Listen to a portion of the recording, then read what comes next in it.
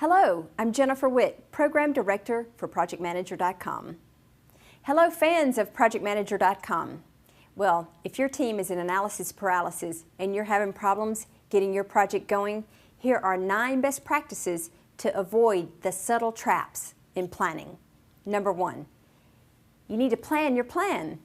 First of all, so now you finished initiation, you have your project charter, and it's great to take the steps to actually plan out your planning. So you actually think through all of the things that need to be planned for and accounted for on your project, so that you don't find things along the way as you're executing and controlling your plan. Plan them in the beginning so you can actually insert them into your plan. Number 2, make sure you have inputs that you need in order to get the project done. So after initiating, you have to have certain deliverables that are produced that are actually become inputs into the planning phase. So you need to ensure that you have those. Some companies call those gates. They have different gate reports or gates to ensure that they have the proper input. Number 3, create and communicate your project plan and your schedule, just to make sure everyone knows who's to do what, when, and where. Number 4, implement process. It's really up to the project manager to ensure that you are implementing a process for your project. So project management is one part, but process management is another. So a process to have a standardized, documented, communicated way of implementing plans of the project plan is very effective and efficient for running your project. Number 5, create and update your templates. Have you ever been in the middle of a project and you notice some of the resources in there left the company 7 years ago? Or maybe you were referencing an organization that was done away with years ago?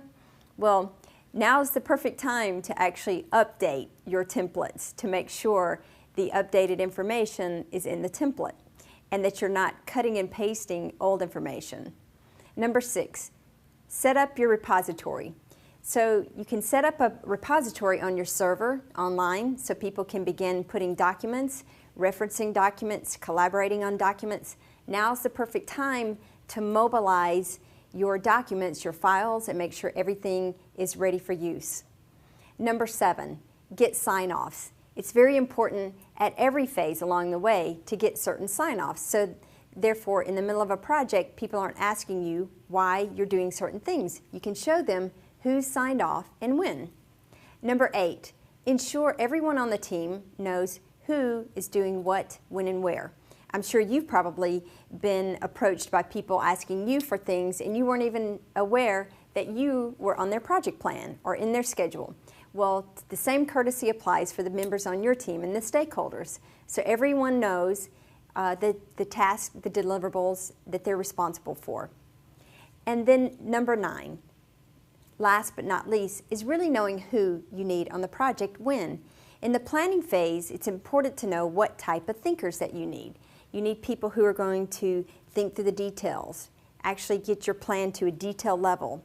You also need people who are going to help you find the pitfalls. What things where you might find risk, where might we fail, where do we need to get plan Bs in place. And also people who are very good at being inventive, creative ideas. Maybe if this is the first time you've ever created a project like this or implemented a project like this, you need those thinkers who can find different ways to get things done. So those are the 9 best practices that I wanted to share with you to avoid subtle traps in planning. If you need any tips, tools, or techniques, please be sure to visit us at ProjectManager.com.